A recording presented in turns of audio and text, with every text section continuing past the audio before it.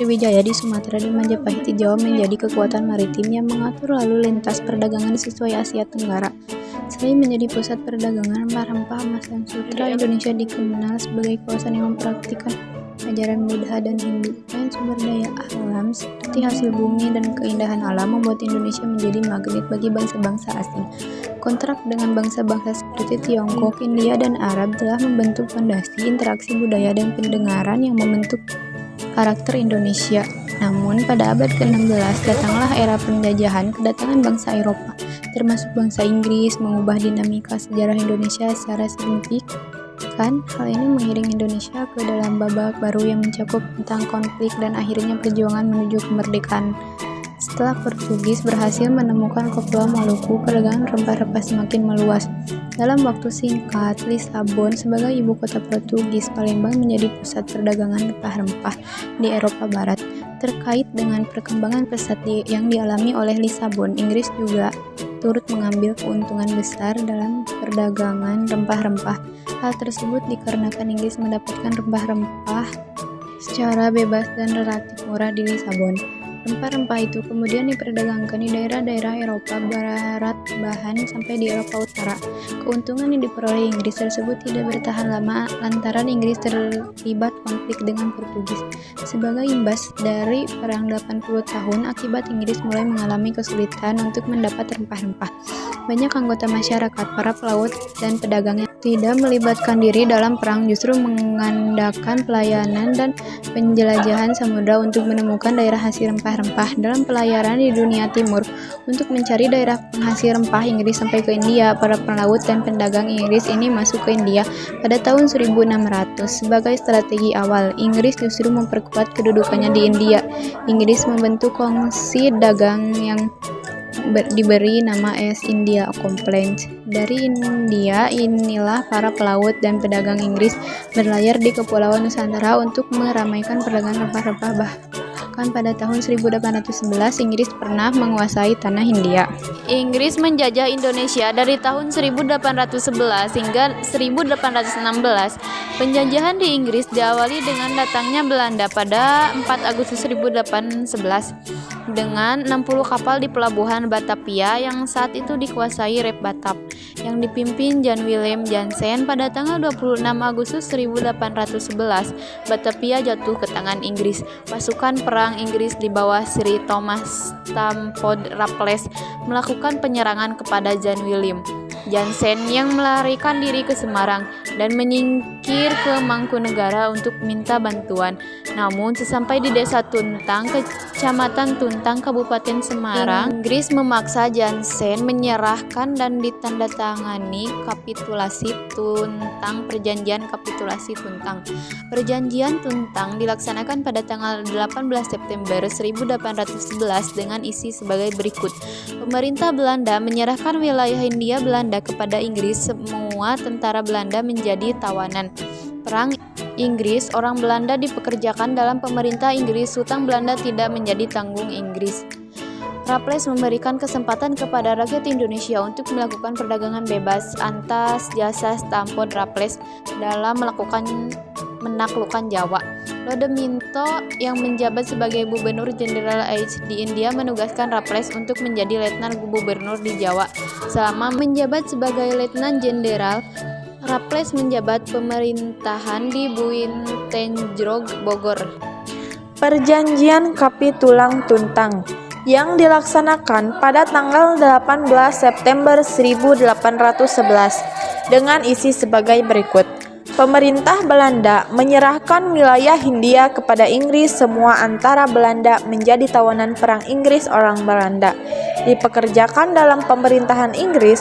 Hutang Belanda tidak menjadi tanggungan Inggris.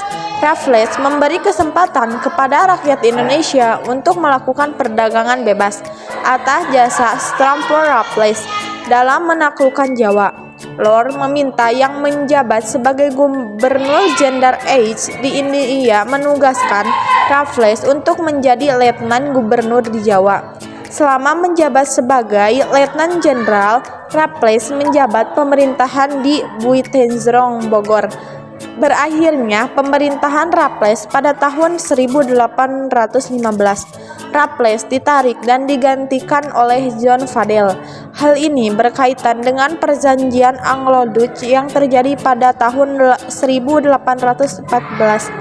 Menjelang akhirnya masa pemerintahan Raffles, berkaitan dengan Konferensi London pada tahun 1814 dengan isi sebagai berikut.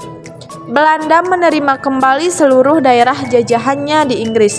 Inggris memperoleh wilayah India dari Belanda, jajahan Belanda, Ceylon, koloni, dan Guyana, tetap di bawah kekuasaan Inggris. Cochin di pantai Malabar diambil alih Inggris, sedangkan Bangka diserahkan kepada Belanda. Konferensi London secara resmi dilaksanakan di Indonesia pada tahun 1616. Pada bulan 11 tahun 1617, Raffles ditugaskan menjadi Gubernur Jenderal di Boncelan atau Bengkulu sebagai penghasil lada.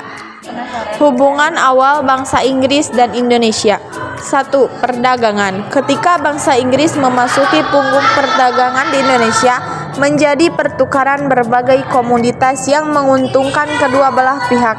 Rempah-rempah, kopi, karet, dan hasil bumi Indonesia menjadi daya tarik bagi para pedagang Inggris. Sebaliknya, Inggris membawa produk-produk manufaktur, tekstil, dan logam yang menjadi barang langka di Indonesia. Ini menciptakan fondasi untuk hubungan ekonomi yang erat dan memicu pertumbuhan perdagangan bilateral yang signifikan. 2. Diplomasi. Selain aspek ekonomi, diplomasi juga memainkan peran krusial. Kedatangan bangsa Inggris di Indonesia disertai dengan upaya diplomatis untuk memastikan kerjasama yang lancar. Perjanjian-perjanjian dagang yang ditandatangani antara kedua belah pihak menciptakan dasar hukum yang mengatur hubungan ini.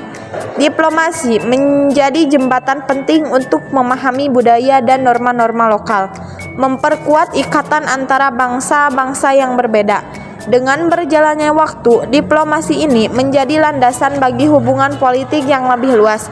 Meskipun awalnya fokus kepentingan ekonomi, hubungan diplomatik antara bangsa Inggris dan Indonesia berkembang menjadi alat untuk menangani isu politik, sosial, dan budaya yang lebih kompleks.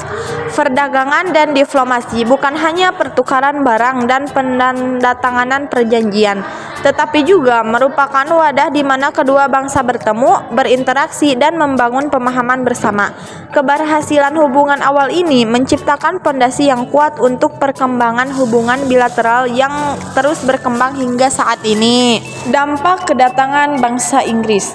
A. Ekonomi dan perdagangan. Perubahan ekonomi yang terjadi akibat kedatangan bangsa Inggris menciptakan dampak jangka panjang. Pengenalan teknologi, sistem perdagangan baru, dan transformasi ekonomi merupakan hasil langsung dari interaksi ini. B. Pengaruh sosial dan budaya. Membawa pengaruh sosial dan budaya yang signifikan. Pengaruh sosial budaya dan adopsi kebiasaan baru menciptakan lapisan kekayaan budaya yang masih dapat dijumpai hingga saat ini. C. Perubahan politik di Indonesia.